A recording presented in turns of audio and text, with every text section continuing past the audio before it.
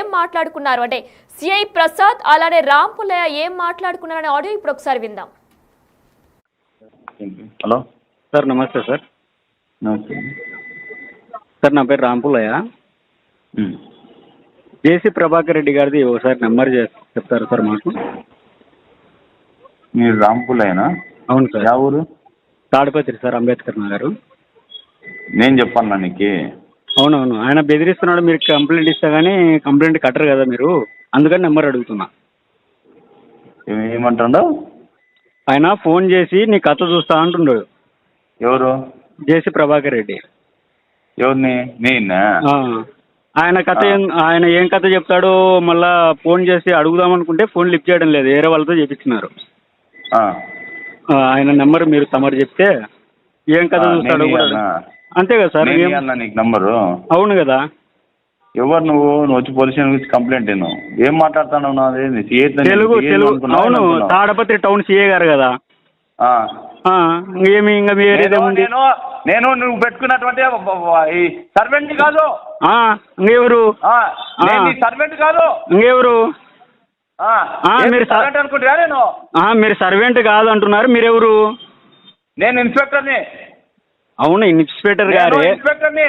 Servant కాదు నేను. ఇంకెవరు పెట్టినారు మీరు సర్వెంట్ గా మిమ్మల్ని? నువ్వు ఎవరా? నువ్వు నాకు సర్వెంట్ అనేదానికి? అంటే ఇప్పుడు మీరు ఎవరు? నేను ఒక్క పోస్ట్కి 300 మంది 400 500 మంది పోటీ పడితే పోటీ పరీక్షలో నెగ్గి సంపాదించిన పోస్ట్ ఇది. మొగోడు నీకు జీతం ఎవడిస్తాడయ్యా? అయ్యా నువ్వు మొగోనివయ్యా, నువ్వు 300 400 నువ్వు ఇస్తాను. నువ్వేం కూలీ చేస్తా అంటే ఇస్తాను. అవును, ఏ కూలీ అంటే ఒకటే సార్, మేము మిమ్మల్ని గౌరవంగా మాట్లాడుతున్నాం రా బాబు. బాబు నిన్ను గౌరవంగా మాట్లాడుతున్నామమ్మా. అమ్మా నీకు ఎందుకంటే నిన్ను గౌరవంగా రే ఇంద్రని రే రారా అనంతపురం రారా. నువ్వు నీ అమ్మ నువ్వు లొకేషన్ పెడతావు, లైవ్ లొకేషన్. నువ్వు రారా, నువ్వు నా కూడా రారా. ఇప్పుడు లైవ్ లొకేషన్ పెడుతున్నావు రే. రే నీకు లైవ్ లొకేషన్ పెడుతున్నావు, నువ్వు రారా. నువ్వు మొగని రే రే ఓకేరా. నీకు పెడతానా చూడరా నీ నీ పెడతానా చూడరా బాబు. పెడతానా చూడరా, పెడతానా చూడు లైవ్ లో. జేసీ ప్రభాకర్ రెడ్డి ఫోన్ నంబర్ కావాలంటూ కూడా రామ్ పుల్లయ్య అడిగిన సంభాషణ మనం ప్రస్తుతం బిగ్ టీవీ డిజిటల్ లైవ్ లో విన్నాం. అయితే ఇప్పుడు జేసీ ప్రభాకర్ రెడ్డి రామ్ పుల్లయ్య ఏం మాట్లాడుకున్నారనుకుని ఇప్పుడు మరొకసారి బిగ్ టీవీ డిజిటల్ లైవ్ లో విందాం. హలో హలో అన్న, రామ్ పుల్లయ్య అన్న మాట్లాడేది? అవునండి. ఎవరు? ఒక్క 5 minutes ఉండండి, ప్రభాకర్ అన్న మాట్లాడతారన్న మీతో. లైన్లో నమస్కారం అండి.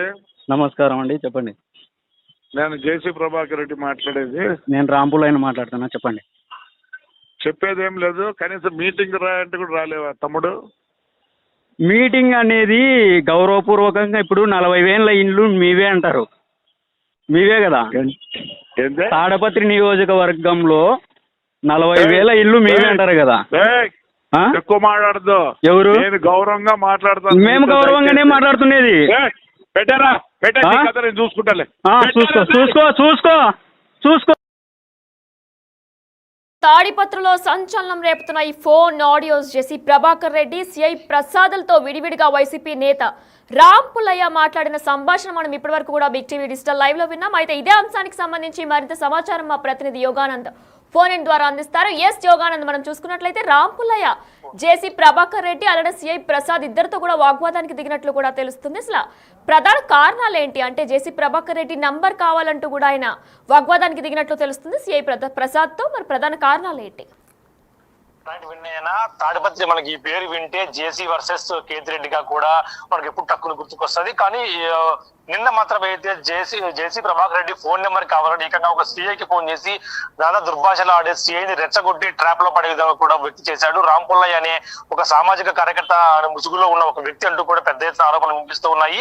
అయితే రామ్ పుల్లయ్య అనే వ్యక్తి జస్టిస్ ఫర్ కాన్స్టిట్యూషనల్ రైట్స్ అనే ఒక సంస్థకు ఫౌండర్ గా కూడా చెప్పుకుంటూ ఉంటాడు. అదేవిధంగా ఇంతకుముందు వైసీపీలో కూడా ఆయన పనిచేసింది కూడా మనకు తెలుస్తూ ఉంది. అయితే ఈ వ్యక్తి ఒక జేసీ ప్రభాకర్ రెడ్డి ఒక మీటింగ్ కి పిలిస్తే రమ్మని పిలిస్తే రాకుండా పోవడంతో జేసీ ప్రభాకర్ రెడ్డి బెదిరిస్తున్నాడంటూ కూడా ఏకంగా తిరుపతి సాయిప్రసాద్ ఫోన్ చేసి మాట్లాడారు.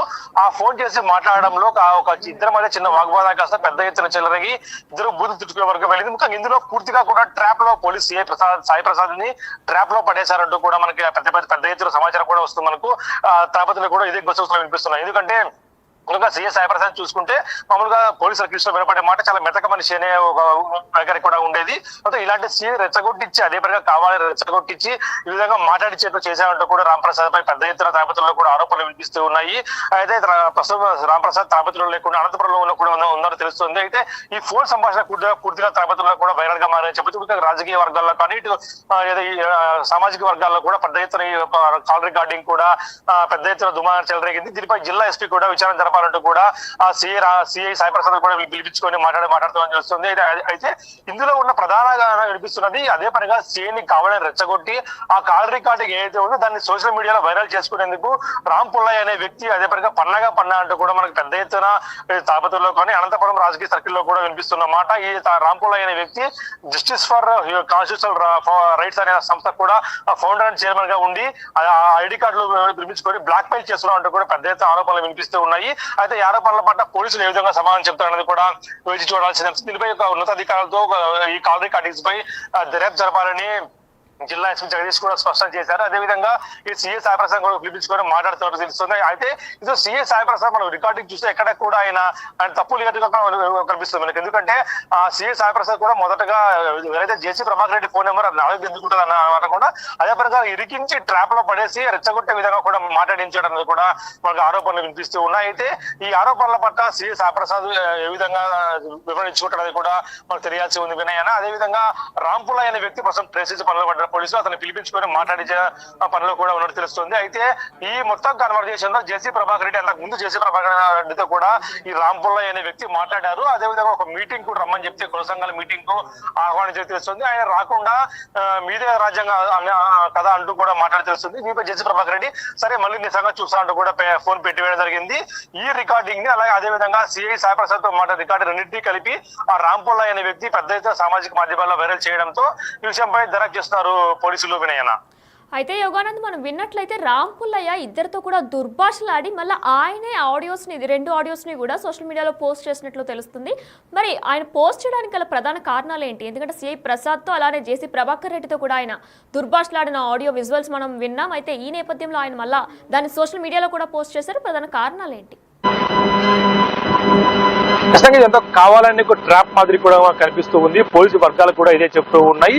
డిఎస్పీతో మనము బిగ్ టీవీ కూడా ఆఫ్